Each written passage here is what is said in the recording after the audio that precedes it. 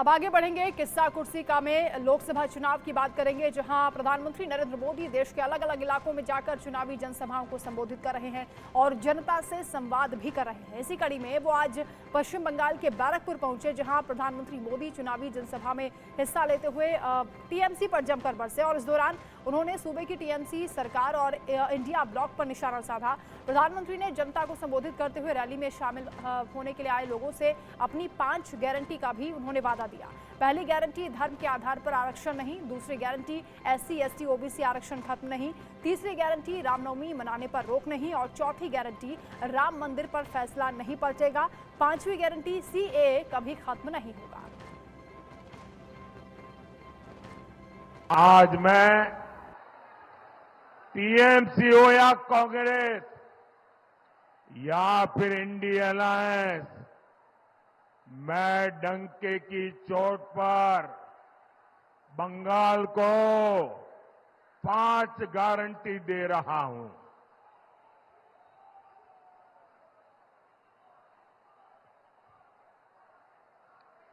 पांच गारंटी दे रहा हूं। जब तक मोदी है,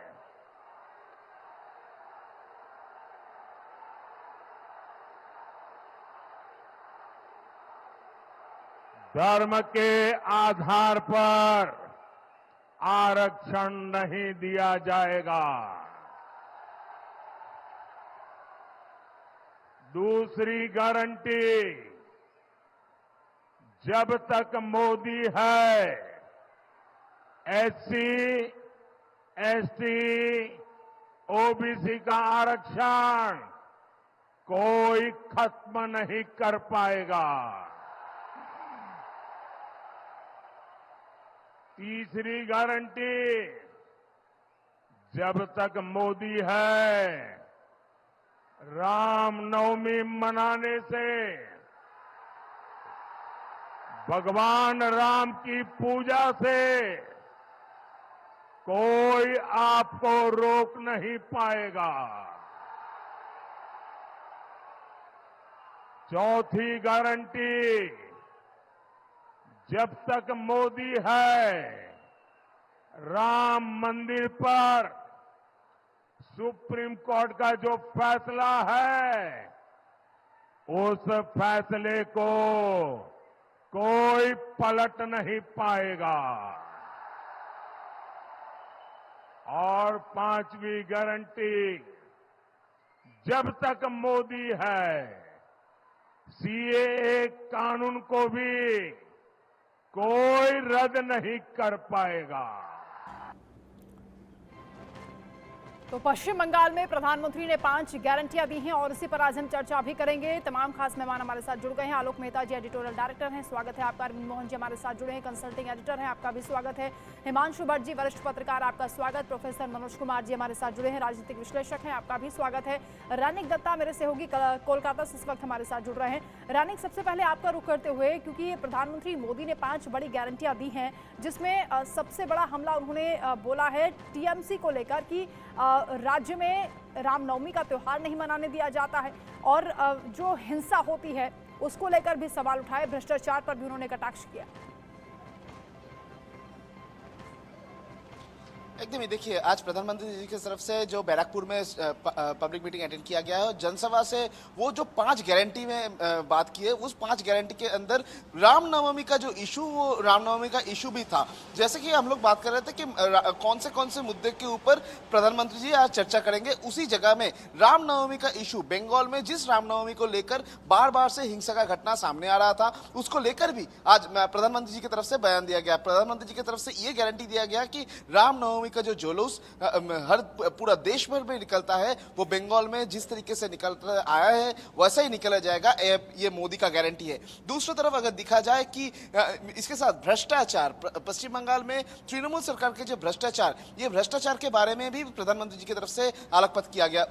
उसके साथ साथ ही ये जो पूरा राम मंदिर इशू को लेकर भी बयान प्रधानमंत्री जी की तरफ से दिया गया। और दूसरा अगर देखा जाए 5 नंबर जो गारंटी, CAA को लेकर जो बयान प्रधानमंत्री जी की तरफ से दिया गया है वो भी कह सकते हैं, क्योंकि प्रधानमंत्री का ये सीएए पूरा देश भर में लागू होने के बाद से ममता बनर्जी की तरफ से सबसे पहले इसको लेकर इग्नोरेंस दिखा गया था। ममता बनर्जी ने ये पूरा सीएए को ठुकरा दिया गया था ममता बनर्जी की तरफ से। उसके बाद आज प्रधानमंत्री जी की तरफ से ये भी गारंटी दिया गया कि ये सीएए जो पूरा देश भर में लागू हुआ है ये सीएए बरकरार रहेगा, ये सीएए को कोई टाल नहीं सकता है।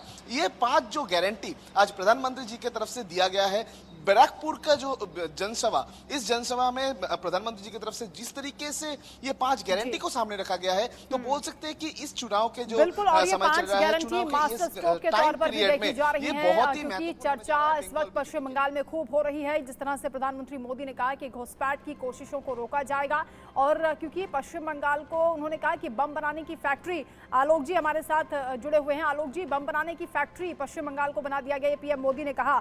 और साथ ही जो 5 गारंटियां उन्होंने दी हैं उसमें धर्म के नाम पर आरक्षण को लेकर बहुत बड़ा हमला विपक्ष पर बोला है कि धर्म के नाम पर आरक्षण नहीं होने देंगे, एससी एसटी ओबीसी का हक नहीं छीनने देंगे, क्योंकि लालू सरीखे नेता किस तरह से बयानबाजी कर रहे हैं पूरा देश देख रहा है। आलोक जी, देखिए, इसमें कोई शक नहीं है, शुरू से ही जो व्यवस्था रही है उसमें बंगाल इसमें सबसे ज्यादा उग्र, जिसको आप कह सकते हैं, पहले भी रहा है। चूंकि एक समय मार्क्सवादी नक्सलवादी, यदि आप 67 से भी देखें, कांग्रेस भी पहले उनसे निपटती रही। अब उसके बाद दूसरी पार्टी ममता बनर्जी जो है, उन्होंने उन्हीं लोगों को अपने साथ ले लिया। कुछ लोग कांग्रेस में भी हैं, कुछ उसमें भी हैं, जो लेफ्ट में भी, जो बहुत उत्तेजित इस तरह के सांप्रदायिक आधार पर बने, खास करके मुस्लिम वोट बैंक बनाने की जो कोशिश, बांग्लादेश की सीमा साथ आने का, जो उसके वहां से जो घुसपैठ होती है, उस सबको मुद्दे को बार बार बीजेपी, खास करके प्रधानमंत्री नरेंद्र मोदी, अमित शाह जी बराबर बना रहे हैं, क्योंकि उनको लगता है कि यहाँ देखिए कई ऐसे पर्यवेक्षक, आप राजनीति से हट करके मैं ये जरूर कहूंगा, जो लोग राजनीति में नहीं है वो भी कहते हैं कि बहुत ही आतंक इस समय हिंदू महसूस कर रहे हैं। उससे बचाव के लिए इस तरह के भाषण कहना, आमतौर पर हम मानते हैं कि ऐसे भाषण कम होते, लेकिन इसलिए बनाया गया कि लोगों को विश्वास हो कि वोट डाल सके। वरना होता यह है कि लोग वोट नहीं डालते, और उन्होंने वोटर लिस्ट में हेराफेरी करके दूसरे लोगों को नहीं आने दिया जाए। ऐसे लोग जो ममता मैंने टीएमसी को वोट नहीं देंगे। दूसरी तरफ अधीर रंजन चौधरी हैं जो ममता के खिलाफ भी हैं, लेकिन वो बीजेपी के खिलाफ है। बिल्कुल, घुसपैठ एक बड़ी समस्या बन चुका है और इसीलिए सीए नहीं हटने दिया जाएगा, ये भी प्रधानमंत्री मोदी ने गारंटी दी है। हिमांशु जी, लेकिन रामनवमी का जिक्र करना नहीं भूले पीएम। रामनवमी पर जिस तरह से हिंसा अक्सर देखी जाती है पश्चिम बंगाल में, और साथ ही क्योंकि एक चर्चा ये भी चल रही है कि अगर इंडिया ब्लॉक की सत्ता आ जाती है तो राम मंदिर के फैसले को पलट दिया जाएगा, इस पर भी गारंटी दी है पीएम मोदी ने कि कोई बदल नहीं सकता इस फैसले को। नहीं, देखो, पश्चिम बंगाल जैसे राज्य के अंदर इस बात का महत्व बहुत ज्यादा है। उसकी वजह है कि वहां पर घुसपैठ जिस प्रकार से हो रही है, पश्चिम बंगाल और असम दो ले लो, वो 2 राज्यों के अंदर जिस प्रकार से घुसपैठ हो रही है, और एक धर्म के लोगों की घुसपैठ हो रही है, और उन्हीं को हाथा बना के, उन्हीं को हथियार बना के जब राज्य का प्रशासन दूसरी प्रजा के सामने खड़ा कर देता है, तब ऐसी स्थितियां पैदा होती है। और रामनवमी के बारे में अगर आप देखें तो पिछले कई सालों से ये चीज चलती आ रही कि सरकारी तौर पर कहा जाता था कि रामनवमी आप नहीं मनाएंगे। पूजा के त्योहार में भी जैसे सरकार कहे वैसे पंडाल लगेगा। माता की पूजा भी जो बंगाल के अंदर बहुत इंपॉर्टेंट होती है, पूजा के अंदर भी वहां पर रिस्ट्रिक्शंस लगाए जाते थे। तो ये सब चीजें जो है, और रामनवमी का जिक्र इसलिए है कि राम मंदिर इस साल बना है, और साथ में हमेशा बकवास किया जाता है कि अगर हम सत्ता पे आएंगे, मैं बकवास शब्द यूज कर रहा हूं, जिससे काफी लोगों को आपत्ति होगी, मगर मुझे नहीं है, क्योंकि ये जो बातें हैं ना, सुप्रीम कोर्ट का फैसला है भैया जी। सुप्रीम कोर्ट का फैसला बोलते हैं हम आके बदल देंगे, पहले 2/3 बहुमत तो लाओ भैया, फिर आप कॉन्स्टिट्यूशन को बदलोगे। बातें बहुत करते हैं लोग, मगर इन लोगों के लिए ये बात बहुत जरूरी है कि जो आहत हुआ समाज है वो राज्य के अंदर, वो समाज को एक कॉन्फिडेंस मिले, और इस कॉन्फिडेंस के लिए ऐसे बड़े नेताओं का वहां जाके स्पष्ट रूप से कहना बहुत जरूरी होता। और जिस अंदाज में पीएम मोदी ने आज ये सवाल उठाया है और साथ ही उन्होंने कहा कि हिमाकत कैसे की आप लोगों ने इतना बड़ा प्रश्न चिन्ह लगाने के लिए कि हम कोर्ट के फैसले को बदल देंगे। और साथ ही उन्होंने एक हवाला भी दिया, एक जो टीएमसी नेता की ओर से बयान आया था कि भगीरथी में हिंदुओं को बहा दिया जाएगा। इस पर भी पीएम ने कहा कि हिंदुओं को 2 दर्जे का नागरिक पश्चिम बंगाल में बना दिया गया। अरविंद जी, किस तरह से पीएम मोदी के इस अंदाज को आप देख रहे हैं? ये जो 5 गारंटियां उन्होंने दी हैं उसको लेकर क्या कहेंगे? टीएमसी और या बंगाल को लेके बीजेपी की और नरेंद्र मोदी की लड़ाई कोई नई नहीं है, आज पहली बार नहीं हो रही है, काफी दिन से हो रही है। और मेरे ख्याल हर बार बीजेपी हारी है और पीक पे बीजेपी है आज की तारीख में या नहीं, ये भी अब कहना मुश्किल है कि पिछली बार से वो पीछे पड़ रही है। बीजेपी ने 2 स्ट्रेटजी बंगाल के लिए रखी। एक स्ट्रेटजी तो हिंदू मुसलमान करना है, जो आज भी पीएम की 5 गारंटी उसी लाइन पे है कि हिंदू मुसलमान। एक दूसरा कार्ड उन्होंने खेला था बीच में, नामसूत्रों को आगे करके कि जाति के आधार पे कुछ की जाए। मेरे ख्याल दोनों पिट गए हैं। और ये जो हिंदू मुसलमान करने की कोशिश, बंगाल देश का अगुआ इलाका रहा है इंडस्ट्रियल विकास में, कल्चरल मामले में, और हम सब लोग ये मानते थे कि लेफ्ट के शासन ये में बात तो बंगाल प्रधानमंत्री भी कहते हैं ना कि संविधान में भी धर्म के आधार पर आरक्षण का कोई नियम नहीं है, तो कैसे फिर विपक्षी नेता जब बोलते हैं तो उनको जवाब दिया उन्होंने। एक मिनट जरा मेरी बात जी जी, आप ही बोलिए। तो कभी औद्योगिक विकास की बात जो है, कल्चरल सुप्रीमेसी जो बंगाल की थी, उसको वापस लाने की बात प्रधानमंत्री करें। प्रधानमंत्री ने औद्योगिक विकास गुजरात का किया है, देश में भी हुआ है, कई राज्यों का हुआ है बीजेपी, तो उसको इशू बना के अगर वो बंगाल आए तो उनका स्वागत होना चाहिए। अब वो सारी बातें इसी पे हिंदू मुसलमान कैसे हो जाए इस पे कर रहे हैं, और मुझे लगता है इसका कुछ नुकसान हुआ है, क्योंकि राम मंदिर जब बना था तब बंगाल में काफी उत्साह था, काफी, जो रिपोर्ट मुझे भी कई जगह कि राम मंदिर को लेके बंगाल में काफी उत्साह। लेकिन सीएए का जैसे सवाल आया है उसके बाद से 33% आबादी, वहाँ 1/3 आबादी मुसलमानों की है, वो पोलराइज हुई है। 20 साल के ममता शासन के बाद सबकी नाराजगी शासन से होगी, लेफ्ट मुसलमानों की भी। लेकिन क्यों बीजेपी ने फिर इसी कार्ड को फिर दोबारा खेला है, इस कार्ड पे वो पिट गए हैं पिछले कई दफे, उस कार्ड को फिर वो क्यों खेल रहे हैं ये मेरी समझ में नहीं आता। और आज जो 5 गारंटी की बात प्रधानमंत्री ने की है, 5 घूम फिर के उसी जगह जो बातें कही गई हैं, जो नहीं कही गई हैं, जो ठीक है मनोज जी, आपको भी लगता है कि पहले से ही फिक्स है ये जो स्ट्रेटजी है भारतीय जनता पार्टी की और उसी के इर्द गिर्द ये 5 गारंटियां हैं?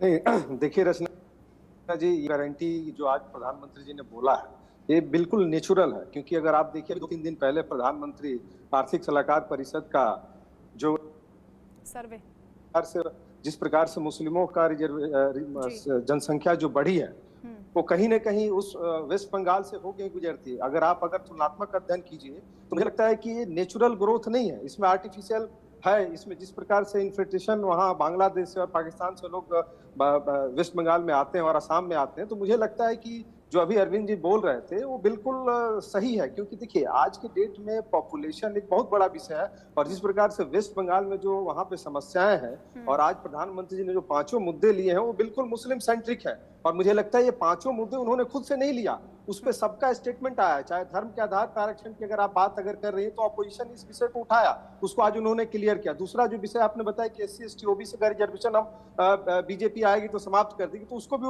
उनके कहने पे उसको काउंटर किया। और तीसरा विषय जो उन्होंने सबसे इंपॉर्टेंट जो रामनवमी का मुद्दा उठाया, हम सब जानते हैं कि टीएमसी ने किस प्रकार से वहाँ पे हिंदुओं के पर्व में जिस प्रकार से वहाँ पे प्रशासन के माध्यम से उनको डिस्टर्ब करती है, और वहाँ का जो एक सोसाइटी है, जो एक एलिमेंट है, जो किस प्रकार से उसको डिस्ट्रॉय करता है।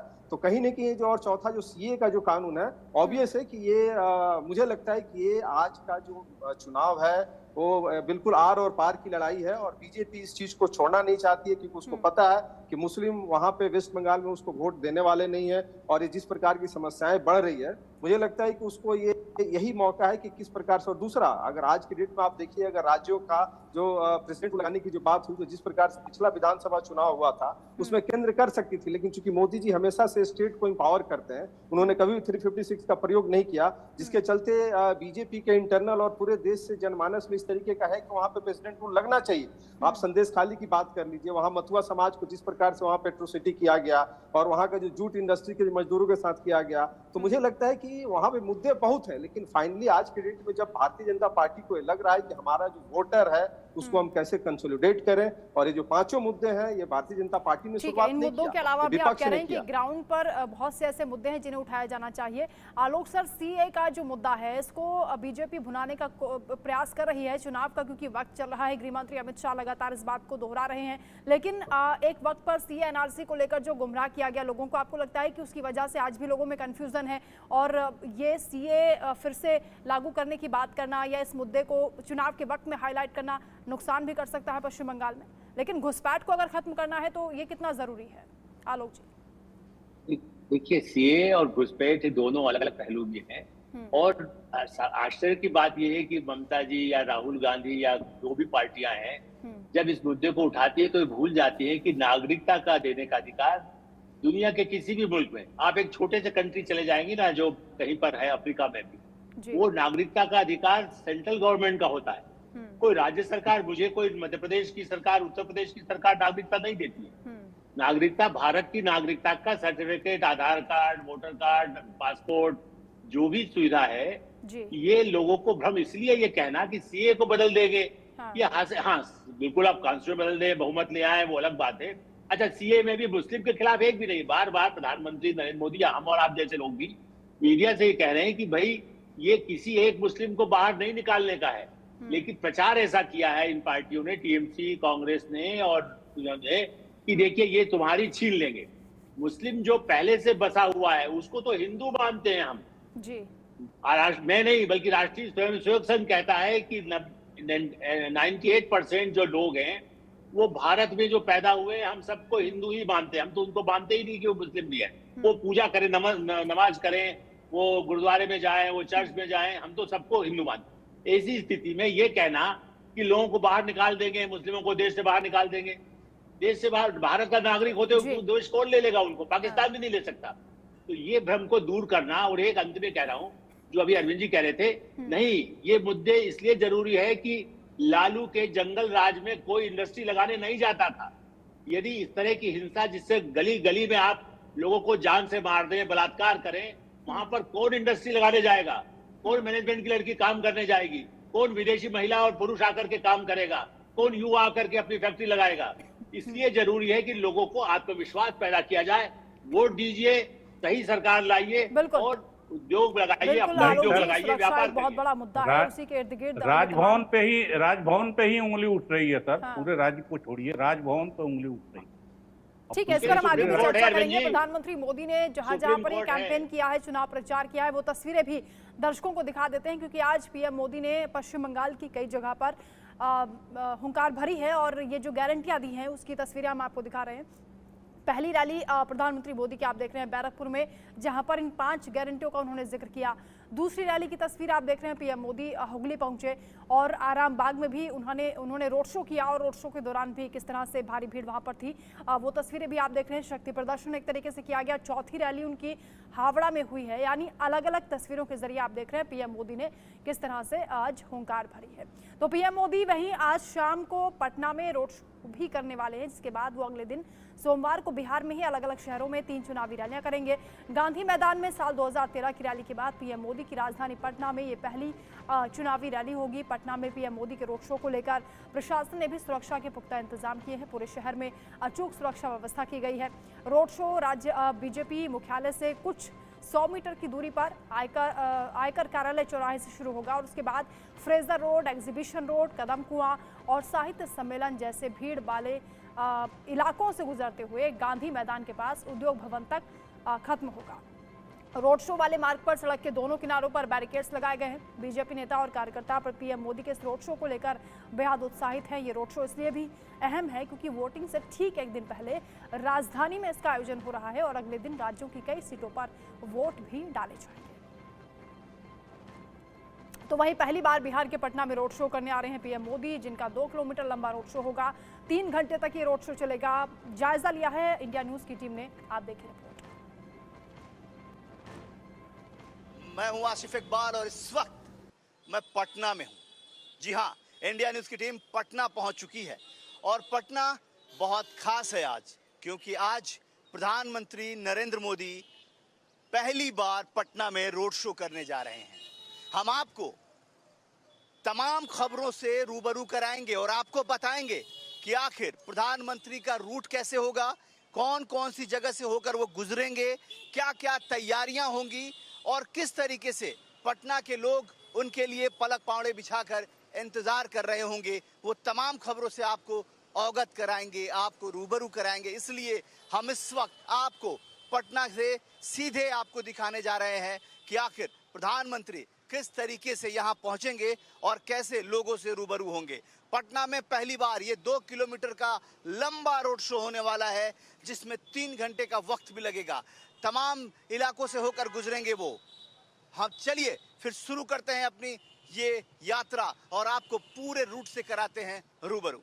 हम पटना में हैं और इस वक्त आपको हम बता रहे हैं कि किस तरीके से प्रधानमंत्री अपना रोड शो करने वाले हैं। हम इस वक्त बाकरगंज हैं। ये बाकरगंज बहुत पॉपुलर है पूरे बिहार में, आप कह सकते हैं कि इलेक्ट्रॉनिक मार्केट है ये और बहुत पॉपुलर है। इसके अंदर अगर आप जाएंगे तो आप गुम हो जाएंगे। जी हाँ, ये बाकरगंज है और उसके अलावे आप देखिए ये आभूषण का बहुत बड़ा यहाँ पे शॉप है। ये तमाम लोग जो हैं वो यहाँ पे लगातार अपनी बारी का इंतजार कर रही है। देखिए किस तरीके से यहाँ के आम लोग किस तरीके से पलक पावड़े बिछा के यहाँ इंतजार कर रहे हैं, क्योंकि प्रधानमंत्री को इधर से ही गुजरना है। ये देखिए पत्थर की मस्जिद है और ये इलाका बहुत ही ऐसे, अगर आम दिनों में इधर से आप गुजरना चाहें तो बहुत दिक्कतें होती हैं। सर, किस तरह का इंतजाम है?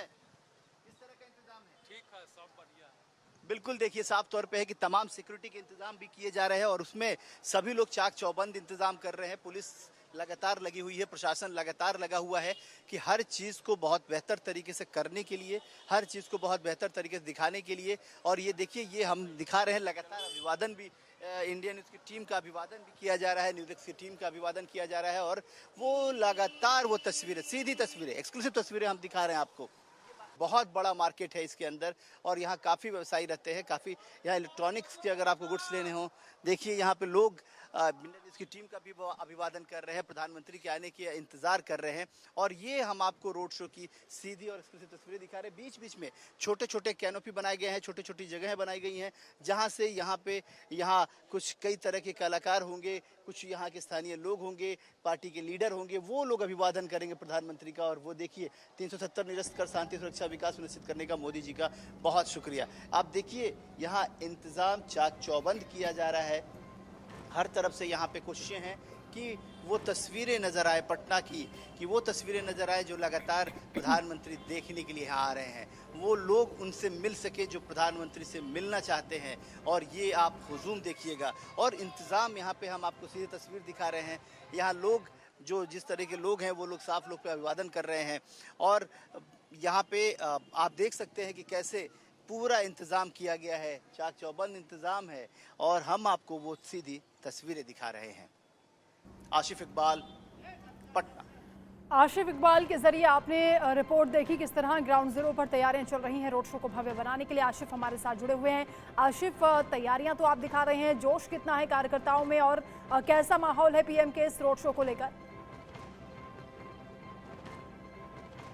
बिल्कुल वंदना, आप सही कह रही हैं कि जिस तरीके जोश की बात आप कर रही हैं, हम बिल्कुल वो जोश भी दिखाएंगे और वो किस तरीके से लोग इस वक्त तैयारियों में है या ये कह लीजिए इंतजार में है, क्योंकि इंतजार की घड़ियां अब उल्टी हो रही हैं। लोग अब घंटे गिन रहे हैं कि कितने घंटे बाकी रह गए अपने प्रधानमंत्री से मिलने के लिए। तो ये देखिए एक तस्वीर में कहूँगा अवधेश को जरा दिखाइए, यहाँ पे देखिए कार्यकर्ता नेता सभी का धीरे धीरे हुजूम हो रहा है, क्योंकि जिनको परमिशन है, जिनको पासेस हैं, जिनको ये परमिट है कि वो यहाँ तक रह सकते हैं, क्योंकि ये सबसे पहला पॉइंट है जहाँ पे लोग इकट्ठा होंगे, या मीडिया के लिए कह लीजिए, उन लीडर्स को कह लीजिए, ये तमाम लोग हैं। देखिए ये पार्टी के प्रवक्ता हैं सारे के सारे, आप इन लोगों को भी देख सकते हैं और तमाम लोगों को मैं चाहूँगा कि एक एक बार मैं ज़रूर इन लोगों के जोश जुनून को समझने की कोशिश करूँ और ये पता करने की कि किस तरीके से ये लोग सोच रहे हैं, क्या सोच रहे हैं, क्या होने वाला है। ये देखिए, पटना की पावन धरती पर देश का कोई प्रधानमंत्री पहली बार रोड शो करने आ रहा है।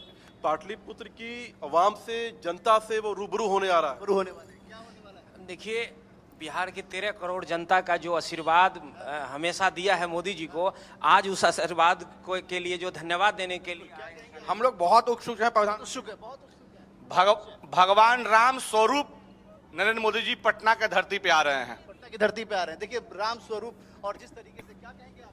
देखिए, ये बिहार के लिए ऐतिहासिक क्षण है जब देश के यशस्वी प्रधानमंत्री पटना की सड़कों पर हम सभी बिहार वासियों को संबोधन करेंगे। तैयारियां कितनी हैं? किस तरह बहुत सारी तैयारी है, और मैं कहना चाहता हूं कि देश के प्रधानमंत्री, जब से देश आजाद हुआ, पहली बार हमारे देश के प्रधानमंत्री पटना आ रहे हैं, जहां पे चाणक्य, जहां गुरु गोविंद सिंह जी जैसे।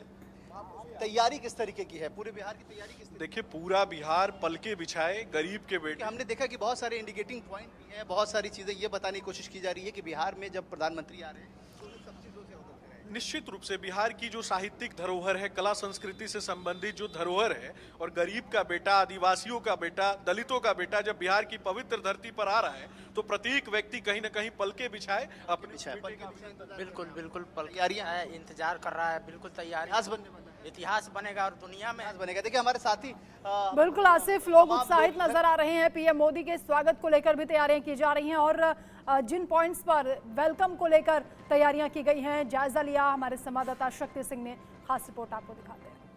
प्रधानमंत्री नरेंद्र मोदी पटना में रोड शो कर रहे हैं, और तस्वीरों में आपको दिखलाएंगे कि जिन रास्तों से प्रधानमंत्री गुजरेंगे और जिन रास्तों पे प्रधानमंत्री नरेंद्र मोदी का जो है रोड शो होगा, उन रास्तों के दोनों तरफ एक बैरिकेडिंग तो की ही गई है, साथ ही साथ बीजेपी का झंडा पोस्टर भी लगाया गया है, और साथ ही साथ प्रधानमंत्री नरेंद्र मोदी की बड़ी बड़ी होर्डिंग भी लगी हुई है। और आपको दिखाएंगे एक तस्वीर जहाँ पे 7 शहीद जो कि देश की आज़ादी में शहीद हुए थे, उन 7 शहीदों की तस्वीर लगी हुई है, और उस तस्वीर में आप देखिए किस तरह से लिखा गया है कि आज़ादी की लड़ाई में प्राणों की आहुति देने वाले 7 शहीदों की भूमि पर बिहार पर प्रधानमंत्री नरेंद्र मोदी का स्वागत है। तो इस तरह के बैनर और पोस्टर से जो है प्रधानमंत्री का स्वागत किया जा रहा है। साथ ही साथ घरों पे आपको दिखाएंगे, घरों पे बालकनी में आप देखिए किस तरह से तस्वीर जो है लगी हुई है, मेरा घर मोदी जी का घर। ये जो है तस्वीर जो है ये पोस्टरों से जो है पटना के उन रास्तों पे जहाँ प्रधानमंत्री गुजरेंगे वहाँ पर जो है लगाई गई है, और साथ ही साथ बड़े बड़े होर्डिंग आप देखिए किस तरह से सड़कों में, जहाँ भी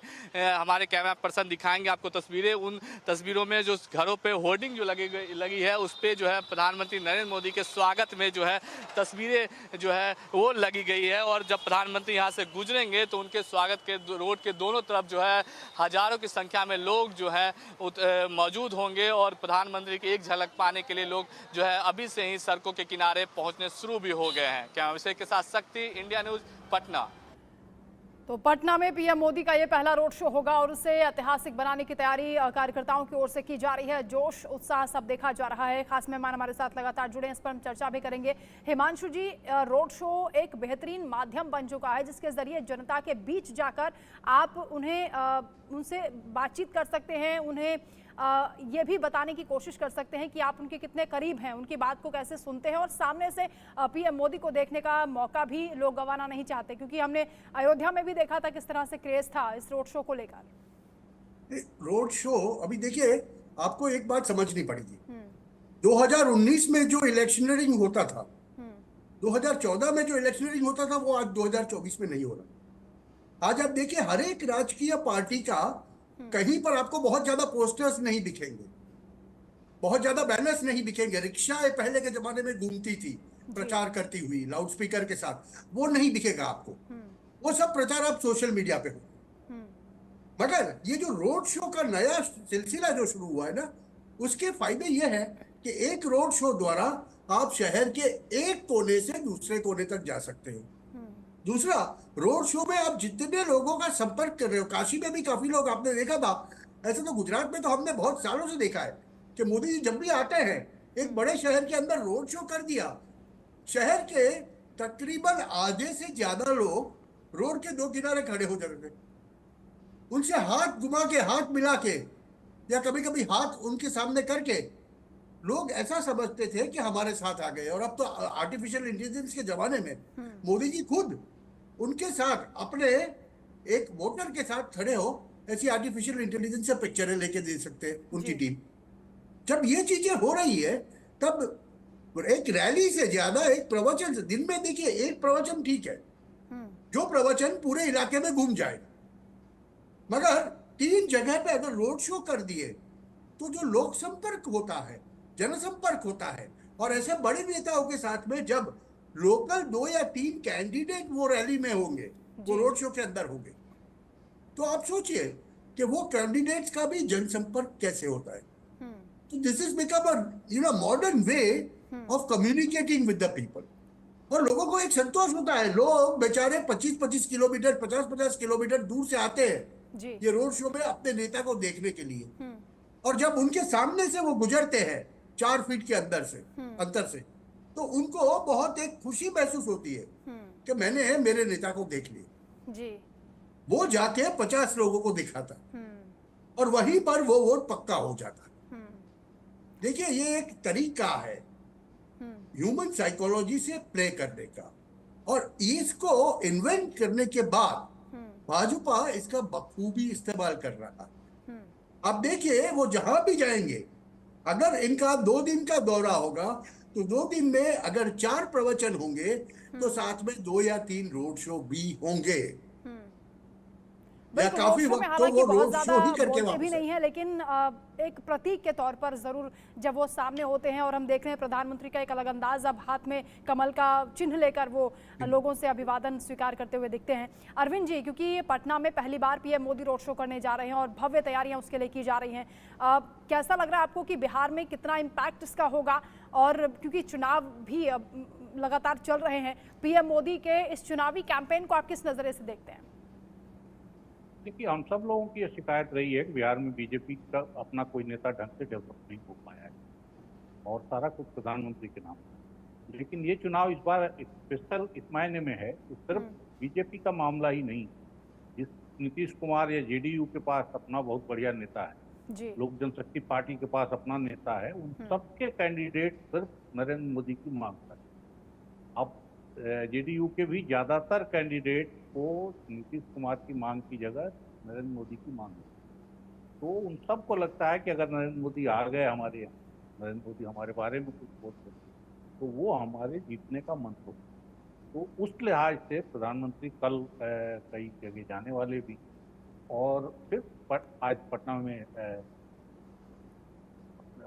ये निकाल रहे। इस किस्म से बिहार में पहले कभी रोड शो हुआ नहीं ये इस तरह से। और पटना बीजेपी के लिए गढ़, एक जमाने में सीपीआई का गढ़ रमोता शास्त्री के रहते, लेकिन उसके बाद से बीजेपी के लिए आज पूरे प्रदेश में सबसे सुरक्षित सीट अगर कोई तो वो पटना ही की है। तो उस लिहाज से इस गढ़ से अगर प्रधानमंत्री कोई मूव करते हैं या वो यहाँ का रिस्पॉन्स अगर पूरे प्रदेश में देखा जाता है जी, मुझे लगता है उसका इम्पैक्ट सब जगह होगा। और इस मामले में नरेंद्र मोदी और बीजेपी का कोई जवाब, कि वो कोई लड़ाई। बिल्कुल, प्रधानमंत्री मोदी के प्रभावशाली व्यक्तित्व को भी कैसे भुनाना है, कैसे जनता के बीच क्रेज बढ़ाना है, ये बखूबी बीजेपी जानती है, और कुछ वैसी स्ट्रेटजी का इस्तेमाल चुनावों में किया जा रहा है। क्योंकि वाराणसी में भी पीएम मोदी का कैंपेन होने वाला है, 14 मई को नामांकन वहां से करेंगे, लेकिन उससे पहले 13 मई को रोड शो पीएम मोदी करने वाले हैं। 6 किलोमीटर के रोड शो में 10 लाख लोगों को बुलाने का टारगेट रखा गया है, और इसके लिए पूरी काशी को निमंत्रण पत्र भी दिया जा रहा है। 25 टीमें बनाई गई हैं। इन टीमों को यूपी सरकार के 4 मंत्री, 3 सांसद और विधायक भी लीड करेंगे। बीजेपी संगठन के बड़े लीडर भी पूरी ताकत झोंके हुए हैं। माहौल बनाने के लिए 9 मई से गंगा के दशाश्वमेध घाट पर 1000 ड्रोन के जरिए काशी के विकास, वहां के बड़े प्रोजेक्ट और पीएम मोदी के ड्रीम प्रोजेक्ट को भी लगातार दिखाया जा रहा है। बीते दिन खुद गृह मंत्री अमित शाह और योगी आदित्यनाथ ने भी ड्रोन शो के जरिए इस पूरी प्रेजेंटेशन को देखा है। कैसे काशी बदली है ये भी दिखाने की कोशिश लगातार की जा रही है। आपको बता दें कि रोड शो पीएम मोदी करने वाले हैं, और ये रोड शो मलदहिया चौराहे से कलेक्ट्रेट तक 2014 में निकला था। 2019 में 26 अप्रैल को नामांकन उन्होंने किया था, उससे एक दिन पहले 25 अप्रैल को रोड शो किया था। ये रोड शो बीएचयू से शुरू होकर काशी विश्वनाथ मंदिर पर खत्म हुआ था। कल के रोड शो को लेकर भी भव्य तैयारियां की जा रही हैं। काशी में लगातार इस बात की चर्चा हो रही है मनोज जी की पीएम मोदी के इस रोड शो को न केवल भव्य बनाया जाएगा, ऐतिहासिक बनाया जाएगा, बल्कि वहाँ की जो काशी की विरासत है, संस्कृति है, उससे भी जोड़कर इसको देखा जा रहा है। और साथ ही एक तैयारी ये भी की गई है कि हर धर्म के, हर वर्ग के लोगों को वहाँ पर बुलाया जाए, निमंत्रण दिया गया है, घर घर निमंत्रण कार्ड बांटे जा रहे हैं। एक बड़ा मैसेज कि सबका साथ, सबका विकास, सबका विश्वास के साथ सर्वधर्म का भी एक संदेश देने की कोशिश। मनोज जी।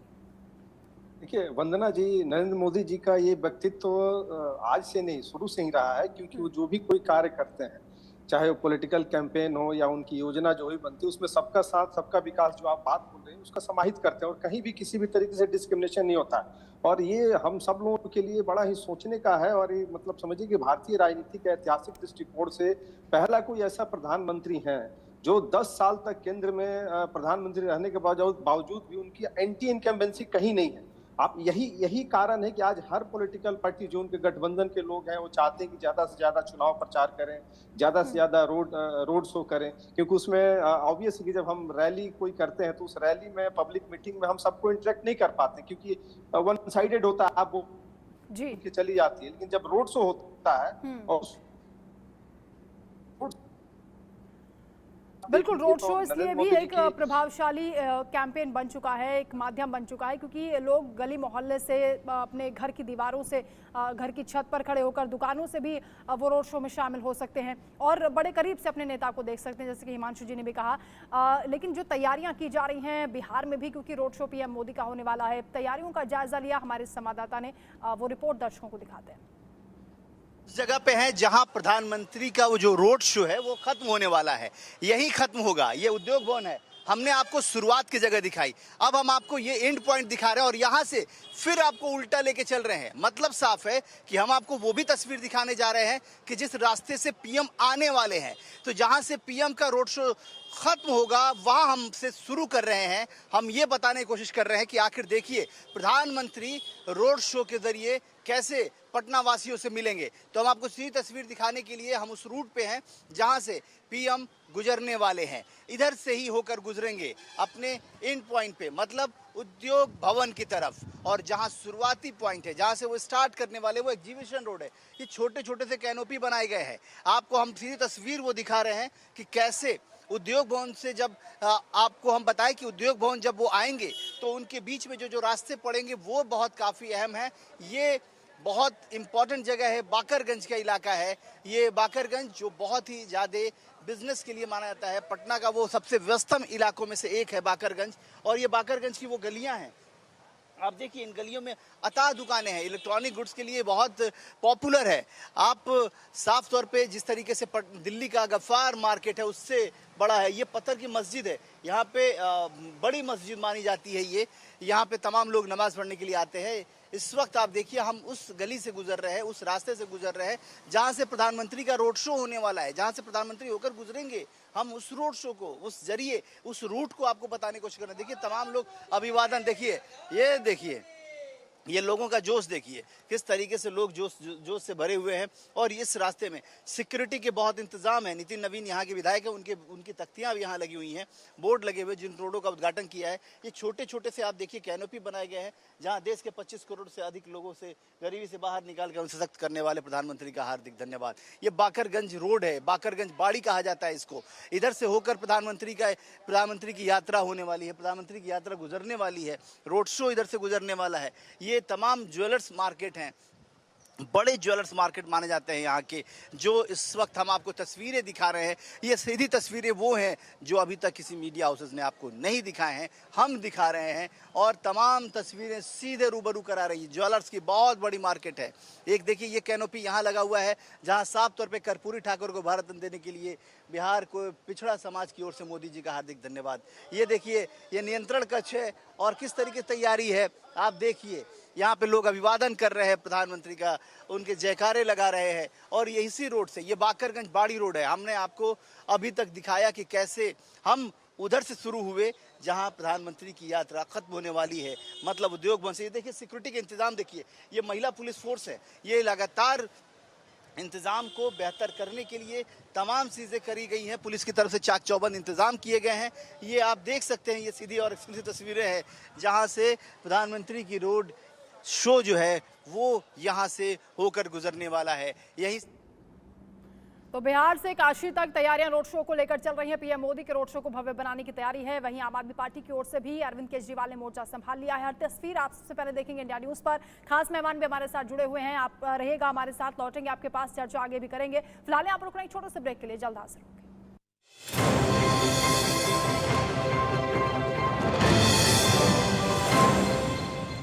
को पावर्ड बाय सच्ची सहेली महिला